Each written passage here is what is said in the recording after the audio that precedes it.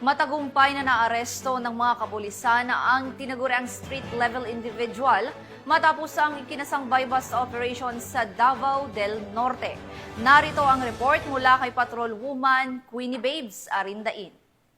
Arestado niya sa individual sa patunay kinasang drug bypass operation sa barangay Madaong, Tagum City, Davao del Norte.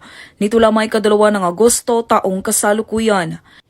Kinilala ni Police Lieutenant Colonel Frederick Diles, officer in charge ng Tagum City Police Station, ang suspect na si Alias Mar, 31 taong gulang, isang vendor na pawang residente ng sabing lugar at tinaguri ang street-level individual sa nasabing lugar.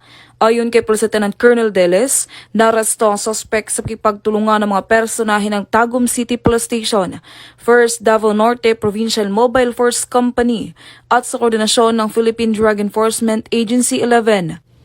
Dagdag pa ni Police Lieutenant Colonel Diles, na-recover mula sa suspect ang isang pakete ni hinalang shabu at bypass money na ginamit sa operasyon. Kasalukuyang nasa kustodiya ang suspect upang dumaan sa tamang disposisyon at maharap sa kasong paglabag sa RA 9165 o Comprehensive Dangerous Drugs Act of 2002. Samantala, ang laban kontra kriminalidad ay patuloy na pinapaigting ng Police Regional Office 11 sa pamumuno ng Regional Director Police Brigadier General Joseph R. Argiles, alinsunod sa kampanya ng Bagong Pilipinas na panatilihin ang kapayapaan at kayusan tungo sa pagsulong ng bansa.